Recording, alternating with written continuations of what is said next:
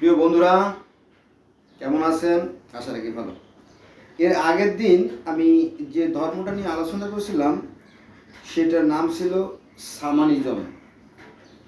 এই ধর্মটা ছিল আপনার রাশিয়ার সাইবেরিয়ার তুঙ্গাস জনগোষ্ঠীর একটা ধর্ম।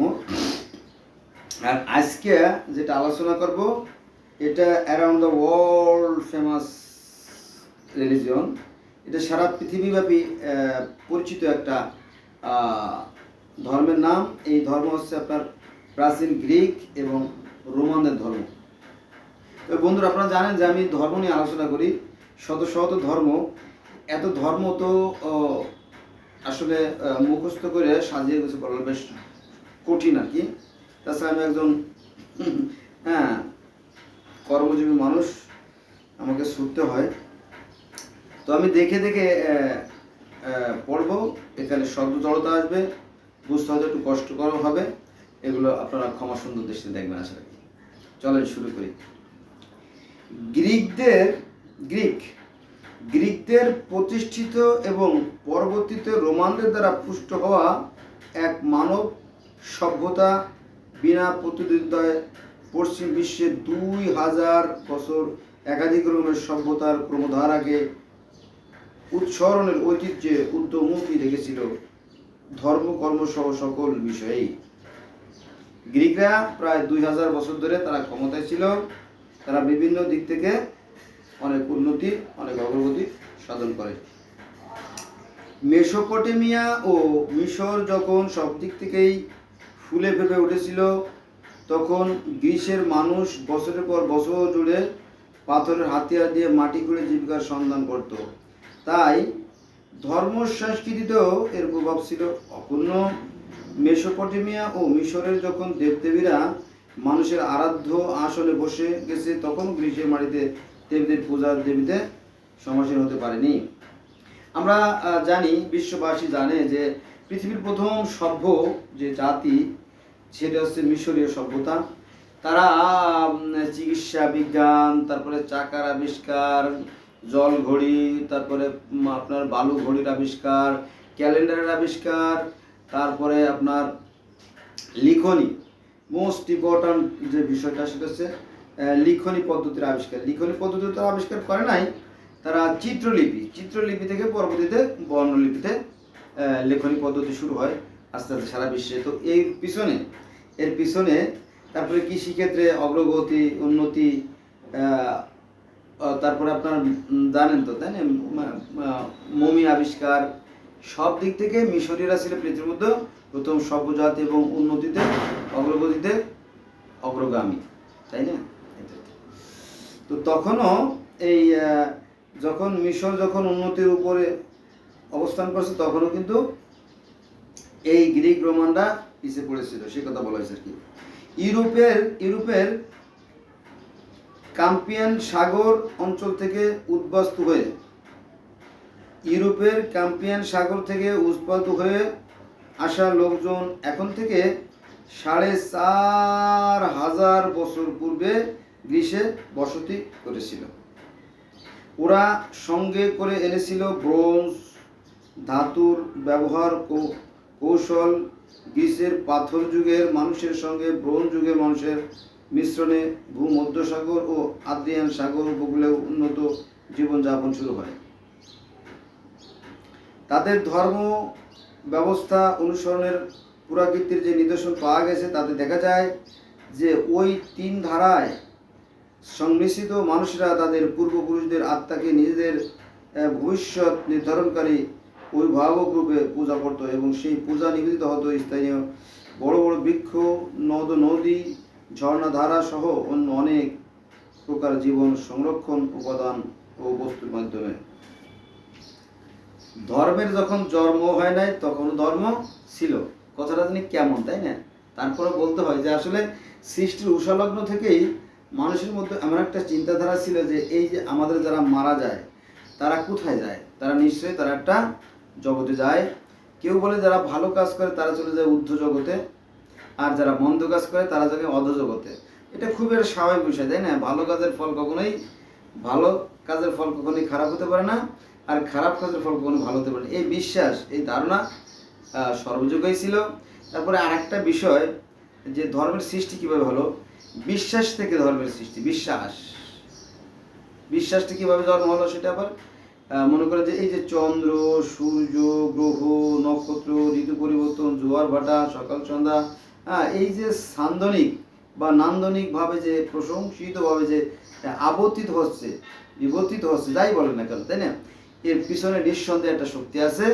সেই শক্তিকে বিভিন্ন মানুষ বিভিন্ন নামে ডাকে, বিভিন্ন ভাষায়। হ্যাঁ, তারপরে সৃষ্টিকর্তার যে একটা ঐশ্বরিক সত্তা, এরপর কিন্তু সবার পূর্ণ বিশ্বাস আছে এবং তিনি এক ও অদ্বিতীয়। তারপরে মানুষের যে সামাজিকতা এক এক ধরনের একরকম থাকতেই পারে, এখানে ভিন্নতা থাকলেও কিন্তু উপরের সত্তার ব্যাপারে কোনো দ্বিমত নাই। এবং পৃথিবীতে বর্তমানে আমাদের 4030 ধর্মের সন্ধান পাই, কেউই বলে না যে সৃষ্টিকর্তা দুইজন, সবাই বলে একজন সৃষ্টিকর্তা আছেন। এই দিক থেকে কিন্তু কোনো দ্বিধাদ্বন্দ্ব বা মতানৈক্য নাই। আসেন তারপরে গ্রিসের ধর্ম সংস্কৃতির বিবরণ জানা যায় খ্রিস্টপূর্ব 7ম শতকের কবি হেসিওডের দেবতা বৃত্তান্ত থেকে। কারণ এই লেখার পূর্বে তো আর কোনো লেখা ছিল না। যেহেতু লেখা ছিল না, আমরা কিভাবে জানবো, তাই না? আন্দাজে একটা কথা বলা সম্ভব না, তাই না? তাহলে আমরা কিভাবে জানতেছি? গ্রিকের যে ধর্ম সংস্কৃতির বিবরণ জানা যায় খ্রিস্টপূর্ব 7ম শতকের কবি হেসিওডের দেবতাবৃত্ত থেকে। কবি হেসিওড দেবতাবৃত্ত লিখে গেছেন, সেখান থেকে আমরা পাই। সেখানে বলা হয়েছে পৃথিবী এক সময় টাইটানদের দ্বারা শাসিত হতো। টাইটান মানে কি? স্বর্গদেবতা ইউরেনাস ও ধরিত্রী দেবী গিয়ার এর সন্তানরা হচ্ছে টাইটান। আমি যেহেতু মুসলমানের সন্তান, আমাদের ধর্মে দুটো প্রথম মানবের কথা বলা হয়েছে, আদম এবং হাওয়া। ইহুদি খ্রিস্টান ধর্মে অ্যাডাম এবং হাওয়া। হিন্দু ধর্মে মনু এবং শতরূপা। তারপরে আপনার মিশরীয় ধর্মে সু এবং তেপনাথ।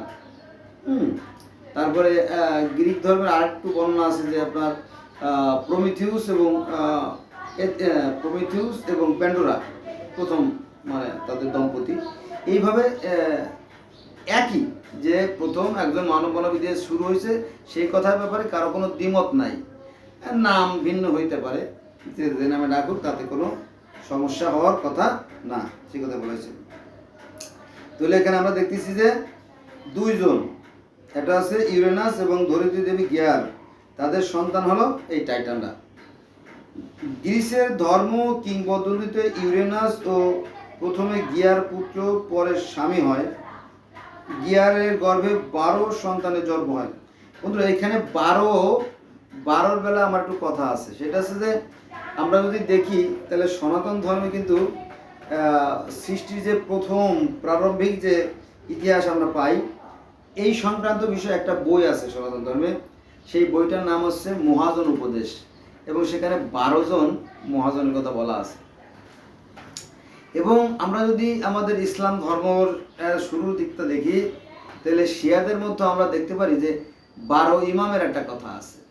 আর এখানে গ্রিক এবং রোমান ধর্মে আমরা দেখতে পারি 12 জন যে আদি যে দেবতা, সেই 12 জন আদি দেবতার কথা বলা আছে। তার মানে কি, এই গ্রিক ধর্ম, রোমান ধর্ম, পার্সি ধর্ম, মিশরীয় ধর্ম কিন্তু 12 জনই পাবেন। তারপরে আমাদের ইসলাম ধর্ম, শিয়া ধর্ম, অন্যান্য দেখবেন যে এই 12 জনের সাথে কোনো একটা রিলেশন হয়তো বা কখনো ছিল। সেটা কে জানে? সৃষ্টিকর্তা জানে, আর কেউ সঠিক তথ্য বলতে পারে না। কারণ কিছু গ্রন্থ লেখা হয়েছে আর কিছু লেখা হয় নাই। বোঝা গেছে বিষয়টা? তো এখানে গিয়ারের গর্ভে 12 জন সন্তানের জন্ম হয়। এই 12 জনের সংক্রান্ত যে 12 জন মহাজন উপদেশ, এই মহাজন উপদেশের আলাদা একটা গ্রন্থ আছে, যেটা বাংলাদেশে পাওয়া যায় না। চিন্তা করেন, বাংলাদেশ বলতে বাংলাদেশের 64টি ডিস্ট্রিক্টে এক জায়গাও পাবেন না। এমনকি ঢাকার বাংলা বাজারেও পাবেন না। ঢাকার বাংলা বাজারে একটা লাইব্রেরি আছে, পোদ্দার লাইব্রেরি। পোদ্দার, এই লাইব্রেরিতে অর্ডার দিলে ওরা ইন্ডিয়া থেকে বইগুলো এনে দেয়। বুঝা গেছে বিষয়টা? এটা খুব দুর্লভ জিনিস, লাখে কেন আপনি কোটিত একজনের কাছে এই বইটা পাবেন না। তবে আমার কাছে আছে, মজার বিষয় আমার কাছে বইটা আছে, আমি কোনো না কোনোভাবে সেটা সংগ্রহ করছি। যাই হোক, তো এই 12 জনের ভিতরে একটা রহস্য লুকিয়ে আছে, সেখানে আমরা যাব না, আমরা পরবর্তী আলোচনায় চলে যাব। গিয়ারের গর্ভে 12 জন সন্তানের জন্ম হয়, এদের কনিষ্ঠতম ছিল টাইটান করোনাস। এই পক্ষের সন্তানদের থেকে ইউরেনাস গিয়া মানে সেই মানে প্রধান যিনি সৃষ্টিকর্তা, যিনি গিয়াকে পৃথক করে রাখার গিয়া পুত্র টাইটানদের সাহায্য কামনা করে। পুত্রদের মধ্যে কনিষ্ঠতম করোনাস অর্থাৎ টাইটান সাহায্যে এগিয়ে আসে এবং একে তীব্র সংঘর্ষে ইউরেনাসের অন্ডকোষ ছিঁড়ে যায়। ইউরেনাসের দেহে রক্ত দিয়ে গড়ে গিয়ার দেহে তা জন্ম হয়। এই যে যুদ্ধের কথা, কি যুদ্ধ দেখেন, যে পুত্রদের সঙ্গে কনিষ্ঠতম পুত্র করোনাস এর সাহায্যে এগিয়ে আসে এবং এক তীব্র সংঘর্ষে ইউরেনাসের অন্ডকোষ ছিঁড়ে দেয়। ইউরেনাসের দেহের রক্ত গিয়ে পড়ে গিয়ার এর দেহে, তা থেকে জন্ম হয় পরি ও উপদেবতা। পরি এবং উপদেবতা, পরিদের যদি আমরা পরি জিন পরির কথা তো আমাদের ইসলাম ধর্মে আছে না? জিন পরির কথা আমাদের ইসলাম ধর্মে আছে, তারপর অন্য ফেরেশতাদের কথা ইসলাম ধর্মে আছে। তো ওই একই কথা চলে আসতেছে অনেকটা, যে এক তীব্র সংঘর্ষ ইউরেনাসের অন্ডকোষ ছিঁড়ে ফেলে ইউরেনাসের দেহের রক্ত গিয়ে পড়ে গিয়ারের দেহে, তা থেকে জন্ম হয় পরি এবং উপদেবতা। দেবতা এবং উপদেবতা, খেয়াল করেন, দেবতা এবং উপদেবতা। এখানে আর একটা গন্ধ পাওয়া যায়। মনে করেন সৃষ্টিকর্তা কি করলেন, তার যে নূর দ্বারা ফেরেশতা সৃষ্টি করলেন, আর ফেরেশতা নূর দ্বারা আবার কি নবী সৃষ্টি করলেন বা পৃথিবীর অন্য উপদেবতা সৃষ্টি করলেন। এখানে কিন্তু একটা আভাসও পাওয়া যায় যদি আপনি ধরেন, আর যদি অন্য কিছু ধরেন সেটা আপনার একান্ত ব্যক্তিগত ব্যাপার। তাহলে আমরা দেখতেছি যে পুত্রদের মধ্যে কনিষ্ঠতর পুত্র করোনা এগিয়ে আসে এবং এক তীব্র সংঘর্ষ হয়, জানেন তো? এই সংঘর্ষের কথা ইহুদি ধর্ম, খ্রিস্টান ধর্ম, ইসলাম ধর্ম, হিন্দু ধর্ম, দেবতা ওষুধের সাথে যুদ্ধ, এবং আপনার মিশরীয় ধর্ম এবং গিলগামেশের মহাকাব্য, এমনকি পার্সিয়ান ধর্ম থেকে পৃথিবীর সমস্ত ধর্মে এরকম একটা দ্বন্দ্বের কথা বলা আছে। যেমন পার্সিয়ান ধর্মে আহরা মাজদা এবং আংরা মাইনি দুটো সত্তার কথা বলা আছে, বিপরীত সত্তা। এবং কনফুসিয়াস ধর্ম, চীন ধর্ম, তাও ধর্ম, সেখানেও দুটো সত্তার কথা বলা আছে, যদি আপনারা দেখতেন আর কি। আমি দেখছি। যাও, তাহলে ওই যে গিয়ারের যে অন্ডকোষ ছিঁড়ে পানিতে পড়ে যায়, সাগরে পড়ে যায়, সেখান থেকে পরি অর্থাৎ জিন পরি এবং উপদেবতার সৃষ্টি হয়। উপদেবতা আমরা কি, উপদেবতা কি আপনি ধরবেন, আপনি যা মন চায় সেটা ধরতে পারেন, সমস্যা নেই। আর ছিঁড়ে যাওয়া অন্ডকোষ সমুদ্রে ভাসতে ভাসতে, এই যে ছিঁড়ে যাওয়া অন্ডকোষ প্রথমে ভাসতে ভাসতে ফেনার সৃষ্টি হয় এবং সেই ফেনা থেকে প্রেমের দেবী এর অ্যাফ্রোডাইট এর জন্ম হয়। বন্ধুরা, এই যে সমুদ্রের ফেনা থেকে সৃষ্টির সাথে একটা আবার প্রত্যেকটা ধর্মের একটা সম্পর্ক আছে। যেমন গিলগামেশের মহাকাব্য আমরা দেখতে পারি পানি থেকে সৃষ্টি।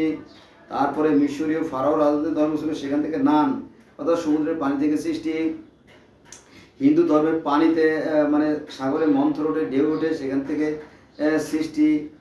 বা পানি থেকে প্রথমে পদ্মফুল, তারপরে পদ্মফুলের উপরে তারপরে ব্রহ্মা, বিষ্ণু, শিব, মহেশ্বর, চারজন যে ব্রহ্মা, তাদের সৃষ্টি হয়। মানে সৃষ্টি সূচনা পানি থেকে। আবার এই পানির কথা বলা আছে আপনার তালমুদে, জেনেসিসে, অর্থাৎ ইহুদি খ্রিস্টান যে ধর্মগুলো আছে সেখানকার একদম প্রথমে তাদের বইয়ের প্রথম পৃষ্ঠায় এই বলা আছে যে পানি থেকে প্রথম সৃষ্টি সূচনা হয়। এমনকি আমাদের ইসলাম ধর্ম একই কথা বলা আছে যে পানি থেকে সকল সৃষ্টি। আর এই পানি থেকে সৃষ্টি সূচনা করেন, এই কথা আছে। আমার সবগুলো আয়াত তো মনে নাই, সূরা হুদের 7 নম্বর আয়াতে বলা আছে যে ঈশ্বর পানির উপর অবস্থান করতেছিলেন, তারপরে বলেন সৃষ্টি সূচনা হোক, আস্তে আস্তে সেখান থেকে সৃষ্টি সূচনা করে। তো এখানে আমরা দেখতে পারি যে সেই সমুদ্রে ভাসতে ভাসতে ফেনার সৃষ্টি করে, সেই ফেনা থেকে প্রেমের দেবীর অ্যাপোরহোডাইট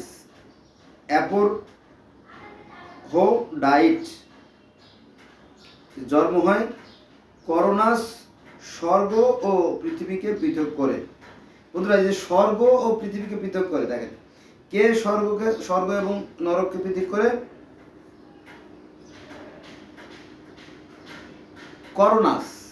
করোনাস স্বর্গ ও পৃথিবীকে পৃথক করে দিয়েছিল এবং সর্বময় ক্ষমতার অধিকারী হয়েছিল। এবার আসেন, আমরা যদি বারবার মানে এটা কম্পেয়ার মানে তুলনা, আমরা যদি সেই ইসে যাই, আপনার পৃথিবীর সর্বপ্রাচীন যে ধর্ম গ্রিক ধর্ম, গ্রিক মহাকাব্য, সেখানে স্বর্গের কথা পাই। সে স্বর্গে কে থাকতো? সৃষ্টিকর্তা আনু অর্থাৎ আল্লাহ, তিনি স্বর্গে থাকতেন। এবং আরেকটা স্বর্গের মতো একটা সুন্দর জায়গা ছিল, সেই জায়গা থাকতো কে?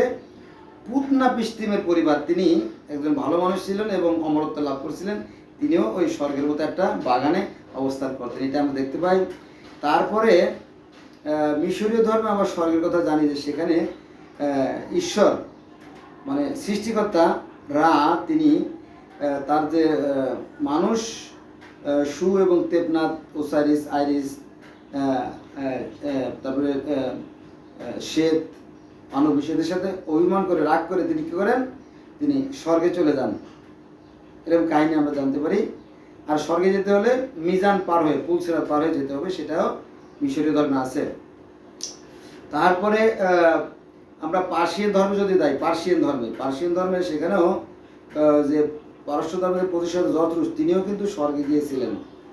ওই যে মিরাজে মানে বিরাজ বলে তারা, যে বিরাজে গেছিলেন, স্বর্গে গিয়েছিলেন। কেন তিনি স্বর্গে গিয়েছিলেন? সেই সৃষ্টিকর্তার সাথে, আল্লাহর সাথে দেখা করার জন্য। এবং সেই স্বর্গের যে সুখ শান্তি, নরকের যে কষ্ট, সেইগুলো তিনি সেটা দেখতে পেয়েছিলেন। কে? এই জরথ্রুস্ট মানে পার্সিয়ান ধর্মের। আর এই যে আমরা যে মিশর কি জানি গ্রিক ধর্ম রোমান ধর্ম নিয়ে আলোচনা করতেছি, সেখানেও কিন্তু স্বর্গ ও নরকের কথা বলা আছে, যে করোনাস স্বর্গ ও পৃথিবীকে পৃথক করে দিয়েছিল এবং সর্বময় ক্ষমতার অধিকারী হয়েছিল। এবার আমরা যদি আমেরিকান কিছু ধর্ম আলোচনা করি অথবা আফ্রিকান কিছু ধর্ম আলোচনা করি, সেখানেও কিন্তু একই কথা বলা আছে যে আগে স্বর্গ এবং পৃথিবী একসঙ্গেই ছিল এবং চামড়ার সিঁড়ি দ্বারা সংযুক্ত ছিল। হঠাৎ করে একসময় সেই চামড়ার যে সিঁড়ি সংযুক্ত, সেটা বিচ্ছিন্ন হয়ে যায়। পরে স্বর্গ থেকে পৃথিবীর যে একটা সম্পর্ক, সেটা ছিন্ন হয়ে যায়। এমনি বহু ধর্মে এই স্বর্গ নরকের কথা বলা আছে। এবং স্বর্গ নরকের সময় এক ছিল, পরবর্তীতে কোনো এক কালে সেটা যে বিচ্ছিন্ন হয়ে গেছে, এটা বহু ধর্মে আছে। আপনারা যদি আমার সাথে থাকেন, তাহলে ধাপে ধাপে আমি এই সমস্ত নিয়ে আলোচনা করবো, শুনতে পারবেন এবং জানতে পারবেন। তাতে আপনার ভিতরে যে ধর্ম নিয়ে আপনাদের যে অহংকার, যে আমার ধর্ম বড়, এই অহংকার বোধ, এই অন্ধকার দিকটা দূর হয়ে যাবে। আপনার ভিতরটা আলোর মতো পরিষ্কার হয়ে যাবে। আসলে ধর্ম একটাই, সেটা কি জানেন? ধর্ম হচ্ছে সত্যকে সত্য আর মিথ্যাকে মিথ্যা বলার নামই হচ্ছে ধর্ম। এবার আসেন, করোনাসের পুত্র ছিল জিয়াস।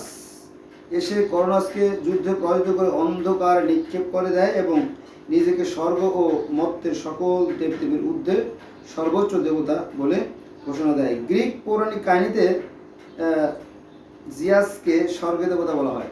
জিয়াস মানে যে জিউস, এখানে জিয়াস আসছে, জিউস আর কি, জিউসকে স্বর্গের দেবতা বলা হয়।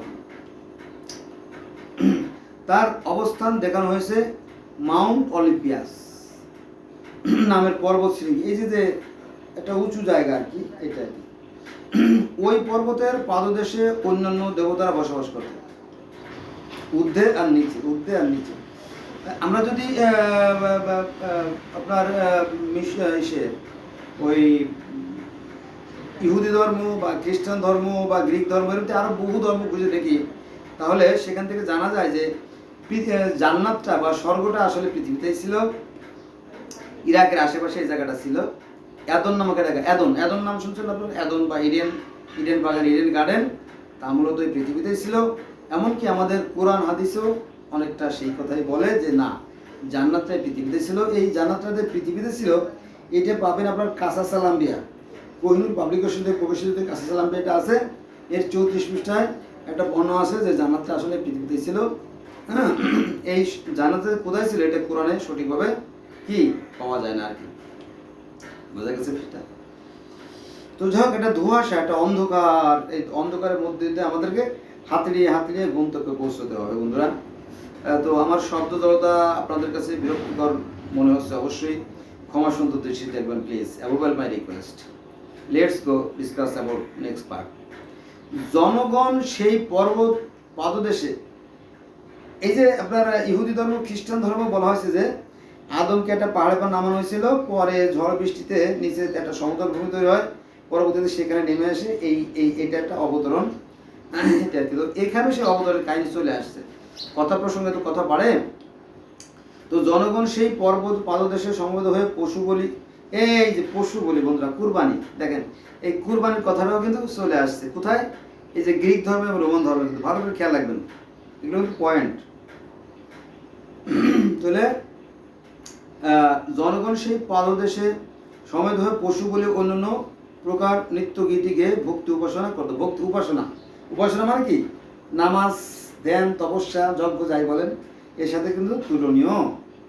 কিন্তু পৃথিবীর প্রত্যেকটা মানুষ হচ্ছে সৃষ্টিকর্তার সন্তুষ্ট লাভের জন্য কিন্তু তারা কি করে, উপাসনা করে, আরাধনা করে, ধ্যান করে, যজ্ঞ করে, নামাজ পড়ে, বোঝা গেছে, এক এক নিয়মে, এক এক পদ্ধতিতে, কিন্তু উদ্দেশ্য একই, সেই সৃষ্টিকর্তার কি সন্তুষ্ট লাভ। এবার আসেন, এক এক দেবতার নামে এক এক ধরনের পশু বলি হতো, এক একজন দেবতার জন্য এক এক ধরনের পশু বলি হতো। এটা সুন্দর নিয়ম, তাই না, গড়ে না দিয়ে আলাদা আলাদা। যেমন হেরার জন্য গরু, দেবতা হেরার জন্য গরু, দেবতা জিউসের জন্য ষাঁড়, এবং দেবতা ডিমিটারের জন্য শূকর, দেবতা অলিম্পিয়াসের উদ্দেশ্যে পূজা এবং উৎসর্গ অত প্রতুষ্যে। বন্ধুরা এখানে কথা প্রসঙ্গে কথা কিন্তু বলতে হবে, কথা না বললে কিন্তু আসলে বোঝা যায় না বা হয় না। সেটা হচ্ছে যে আমরা যদি হিন্দু ধর্ম দেখি বা সনাতন ধর্ম দেখি, তাহলে দেখা যাবে সেই যে পরম ব্রহ্মা যিনি, ঈশ্বর যিনি, তার জন্য আমরা পূজা অর্চনা করি না, কারণ তার এর প্রয়োজন নাই, তিনি অভাবমুক্ত, তার কোনো অভাব নাই, অভাব নাই, অভাব নাই।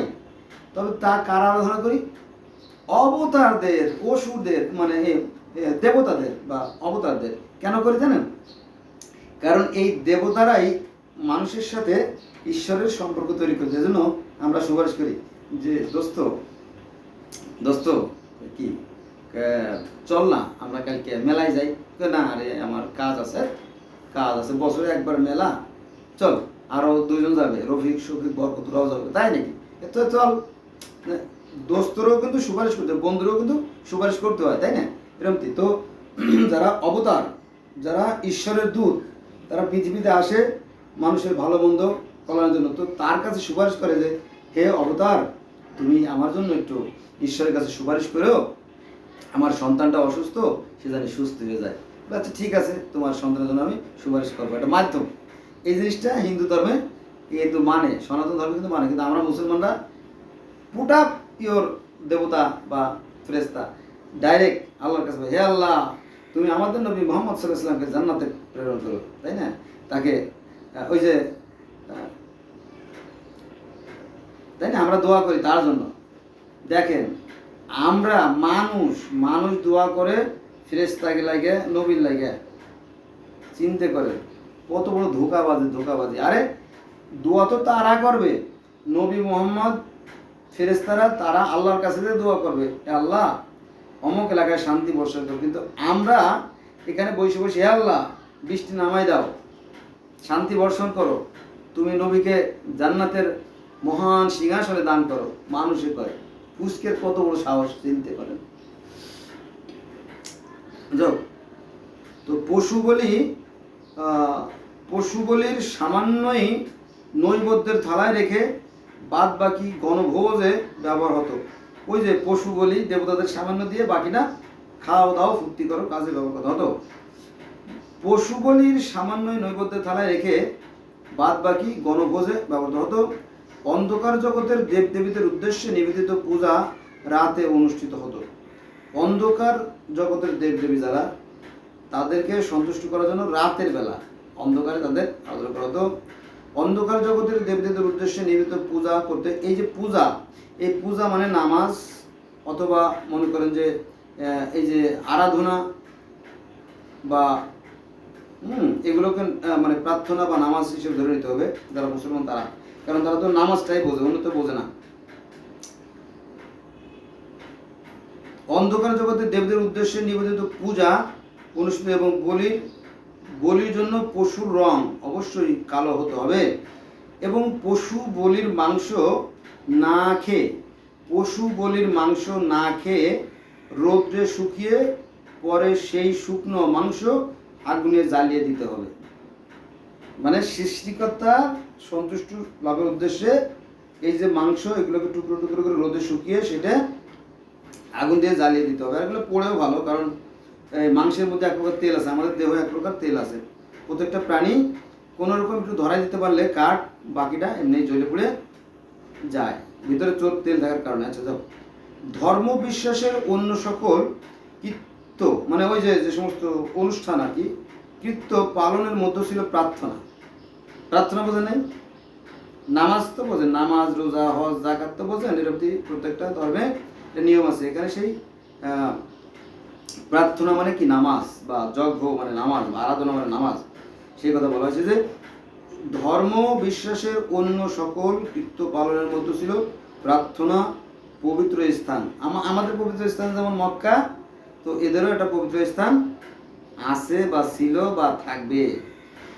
তারপরে তর্পণ, প্রার্থনা, পবিত্র স্থান, তর্পণ ও ভোগদান সহ। ভোগদান বোঝেন? ভোগদান মানে বলি দিয়ে সেটাকে আবার মানুষের মধ্যে বিতরণ করে দিয়ে অথবা গণভোজের আয়োজন করা, সেই কথা বলা হয়েছে। এর সাথে আছে গণমিছিল। গণমিছিল বলতে আমরা বিভিন্ন সময় অনুষ্ঠান করি, যেমন আমরা দুটো ঈদের সময় মহা উল্লাস করি, তাই না? লোক জমায়েত হয়, আমরা শান্তিপূর্ণভাবে একটা জায়গায় অবস্থান করি, আর এরা কি করে? মিছিল করে, আনন্দ মিছিল, তাজিয়া মিছিল, অনেকটা তাজিয়া মিছিল হলো। গণমিছিল এবং গণদৌড়। বন্ধুরা, এই গণদৌড় থেকে, অর্থাৎ গ্রিক এবং যে রোমান ধর্মর যে গণদৌড়, এই গণদৌড় অনুষ্ঠান থেকেই আজকের যে অলিম্পিয়ান যে গেমস হয় সারা বিশ্বব্যাপী, যেটা প্রকাশিত যে অনুষ্ঠান, এই অনুষ্ঠানের সূচনা হয়। বোঝা গেছে সেটা? আচ্ছা, এবার আসেন মন্দিরের অভ্যন্তরে। মন্দির আমাদের যেমন মসজিদ, আমরা মুসলমান, আমরা যেমন মসজিদ বলি, ঠিক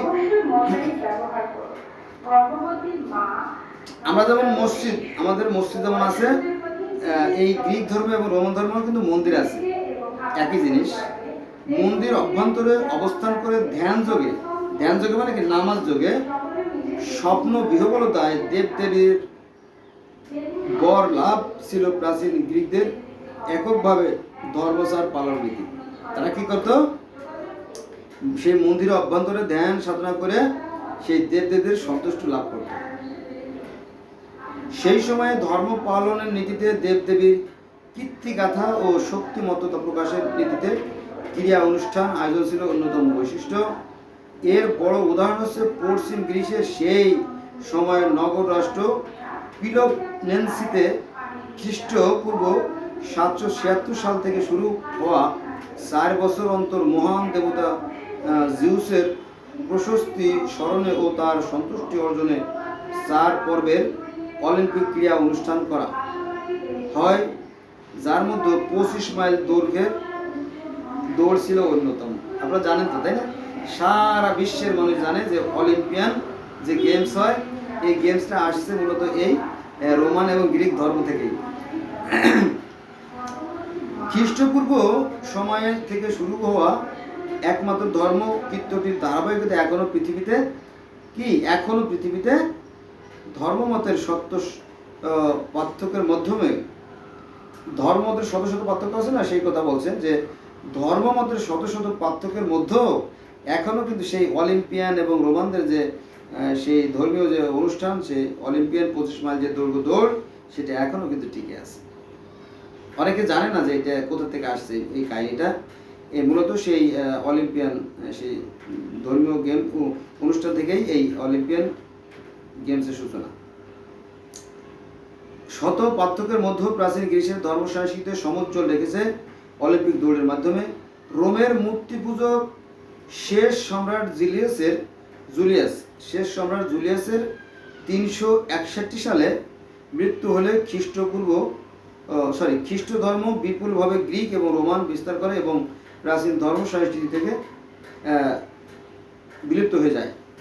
তো 361 সালে যখন রোমের মূর্তি পূজক শেষ সম্রাট জুলিয়াসের 361 সালে মৃত্যু হলে যখন সম্রাট মারা গেল তখন তো আপনার রাজ্য দুর্বল হয়ে গেল। ঠিক ওই সুযোগে কি করলো, খ্রিস্টানরা সেই রাষ্ট্র দখল করলো। ফলে ধাপে ধাপে ধাপে ধাপে আস্তে আস্তে মানুষ সেই খ্রিস্টান ধর্মে দীক্ষিত হওয়া শুরু করলো। কিন্তু সনাতন ধর্ম হিসেবে যে এখন গ্রিসের নাম রয়ে গেছে, তাদের যে কর্ম অনুষ্ঠান, তাদের ধর্মীয় অনুষ্ঠান এখনো রয়ে গেছে, তার মানে কি এখনো মিশরীয় গ্রিক ধর্ম এবং রোমান ধর্ম বিলুপ্ত হয়ে যায় নাই, তার কিছু অংশ এখনো রয়ে গেছে, বুঝতে হবে।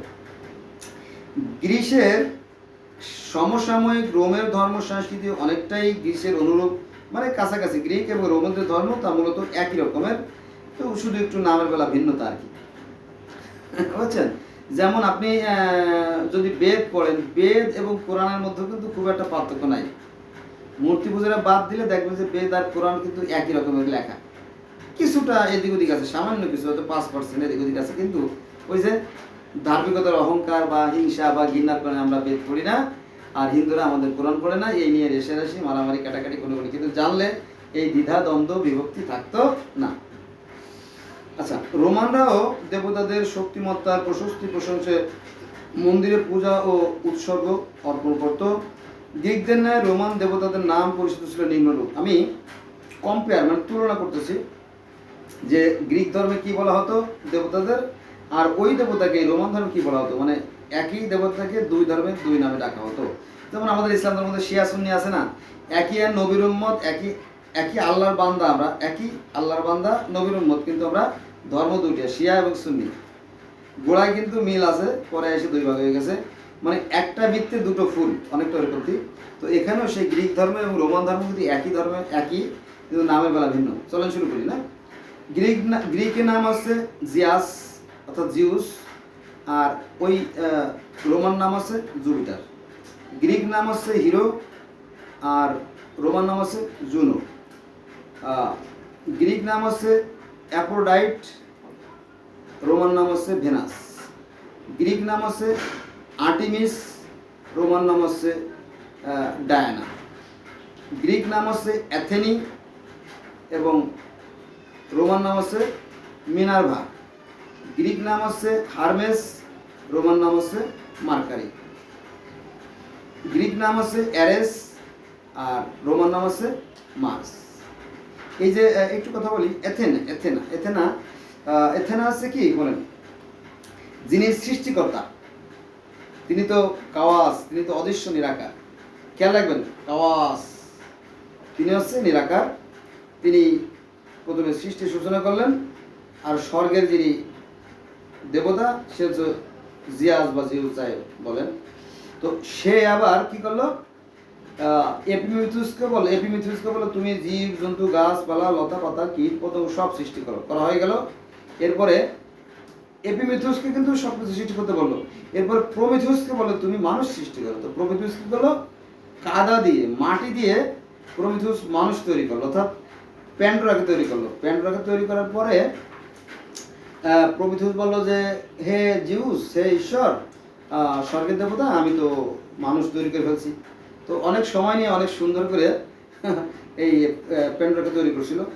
তৈরি করার পরে দেখো যে সুন্দর হয়েছে, তখন একটা অনুষ্ঠান হয়, একটা বিশেষ অনুষ্ঠান হয়। তখন অনেক দেবতারা উপস্থিত ছিল সেই অনুষ্ঠানে। যেমন আমাদের আল্লাহ পাক যখন আদমকে যখন প্রথম সৃষ্টি করে এবং তখন বলছিল আমি যখন তাকে সচল করব বা সুঠাম করব, তখন তোমরা সবাই তাকে সেজদা করো, মনে আছে? মানে ফেরেশতাদের নিয়ে একটা অনুষ্ঠান আল্লাহ পাক করেছিল। সেই অনুষ্ঠানের গন্ধটা কিন্তু আমরা এখানেও পাই, যে সমস্ত দেবতারা আসলো, আসার পরে এই যে প্রথম মানবী প্যান্ডোরা তাকে এবং তার যে স্বামী ছিল হলো প্রবিথুস, এই দুজনের সাথে বিবাহ দেয়। তো সেখানে একটা বিবাহ অনুষ্ঠান হয়। এই বিবাহ অনুষ্ঠানে দেবীরা, দেবতা এবং দেবীরা, দেবতা যখন আছে দেবীও আছে, ওই দেবতা আর দেবী, ঈশ্বর কিন্তু নিরাকার কাওয়াস, খেয়াল রাখবেন এখানে আবার গোলাই ফেলবেন না। ঈশ্বর এক এবং অদ্বিতীয়, তিনি এই দেবতা এবং দেবী সৃষ্টি করেছেন। তো এরা সবাই আসে এবং একটা দেয়, উপহার দেয়, একটা প্যান্ডোরার বাক্স দেয়, এই জন্য প্যান্ডোরার নামকরণ করা হয়েছে। তো বলো তোমরা এই বাক্সটা খুলবা না, তোমরা সুখে শান্তি থাকবা।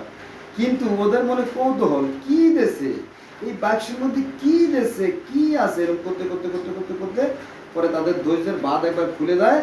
পরে তারা এই বাক্সটা যখন ভেঙে ফেলে তখন সেখানে রোগ শোক ব্যাধি যন্ত্রণা কাতরতা ব্যথা বেদনা, হ্যাঁ, নানান ধরনের দুর্বিপাক দুর্বিষহ ঘূর্ণিঝড়, হ্যাঁ, ইত্যাদি ইত্যাদি নানান জটিলতার সৃষ্টি হয়। ফলে তাদের সুখ শান্তি নষ্ট হয়ে যায়।